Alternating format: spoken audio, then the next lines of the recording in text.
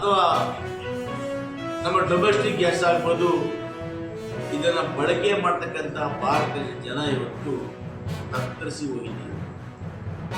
ಭಾರತ ದೇಶದಲ್ಲಿ ಸಮಗ್ರವಾಗಿ ನಾವು ಗ್ಯಾಸನ್ನು ಸರಬರಾಜು ಮಾಡ್ತೀವಿ ಅಂತೇಳಿ ಎಲ್ಲ ವಲಯಗಳನ್ನು ತೆಗೆಸಿ ಉಚಿತವಾಗಿ ಸಂಪರ್ಕ ಕೊಡ್ತೇವೆ ಅನ್ನೋ ವೇದವಾಕ್ಯದಲ್ಲಿ ಪ್ರಾರಂಭ ಮಾಡಿದಂಥ ಗೌರವಾನ್ವಿತ ಭಾರತ ದೇಶದ ಪ್ರಧಾನಮಂತ್ರಿ ಆಗಿರ್ತಕ್ಕಂಥ ನರೇಂದ್ರ ಮೋದಿ ಅವರ ಸರ್ಕಾರ ಇವತ್ತು ಸಂಪೂರ್ಣವಾಗಿ ಗ್ಯಾಸ್ ಕೊಡಲಿಕ್ಕೆ ವಿಫಲವಾಗಿದೆ. ಇವರು ವೈಫಲ್ಯ ಅವತ್ತು ಎತ್ತು ತೋರಿಸ್ತದೆ. ಯಾಕಂದರೆ ಗ್ಯಾಸ್ ಕೊಡಬೇಕಾಗಿದ್ದಂಥವರು ಇವತ್ತು ವಾರ ತಕ್ಷಣ ಗ್ಯಾಸ್ ಅಭಾವ ಅಂತ ಹೇಳೋದು ತಪ್ಪು. ನಮ್ಮ ಒಂದು ಗ್ರಾಹಕರ ನಿರ್ವಹಣೆಯಲ್ಲಿ ಪ್ರತಿಯೊಂದು ಕೂಡ ಮೂಲಭೂತ ಸೌಕರ್ಯಗಳು ಮತ್ತು ಅತ್ಯವಶ್ಯವಾಗಿರ್ತಕ್ಕಂಥ ವಸ್ತುಗಳನ್ನು ನಾವು ದಾಸ್ತಾನು ಮಾಡಬೇಕಂತದ್ದು ಸರ್ಕಾರದ ಕರ್ತವ್ಯ. ಇವತ್ತು ಗ್ಯಾಸ್ ಯಾರಿಗೆ ಬರ್ತದೆ? ಆಟೋ ಚಾಲಕರು. LPG ಗ್ಯಾಸ್ ಸಿಗದೆ ಅವರು ಒಂದೊಂದು ಊಟಕ್ಕೆ ಕೂಡ ಕಷ್ಟಪಡುವಂಥ ಹೀನಾಯ ಪರಿಸ್ಥಿತಿ ಬಂದಿದ್ದಾರೆ. ಇದಕ್ಕೆ ಯಾರ ಕಾರಣ?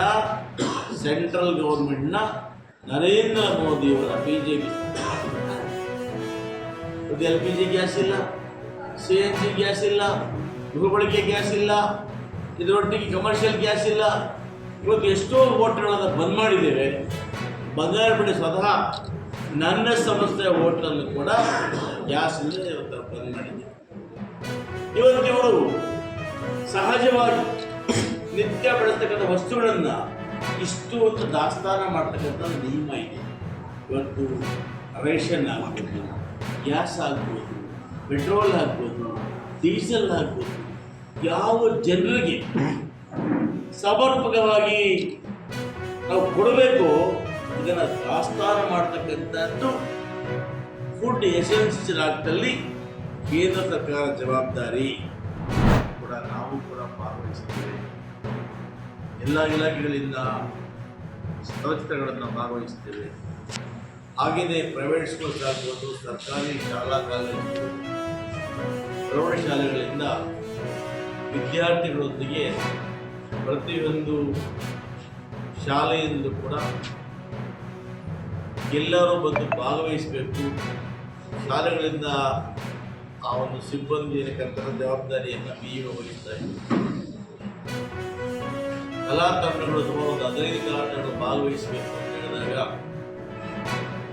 ನಗರ ಯೋಜನಾ ಪ್ರಾಧಿಕಾರದ ಅಧ್ಯಕ್ಷ ಆಗಿರ್ತಕ್ಕಂಥ ಸನ್ಮಾನ್ಯ ಆರ್ ಮುನ್ರಾಜರವರು, ಅಂಬೇಡ್ಕರ್ ಅವರು ಇವತ್ತೇನು ನಾವು ಜಯಂತ್ಯೋತ್ಸವ ಮಾಡ್ತಾ ಇದ್ದೀವಿ ಅದಕ್ಕೋಸ್ಕರ ನಾನು 15 ಕಲಾ ತಂಡಗಳನ್ನು ನಡೆಸ್ಕೊಡ್ತೀವಿ ಜವಾಬ್ದಾರಿಯನ್ನು ವಹಿಸ್ತೀನಿ.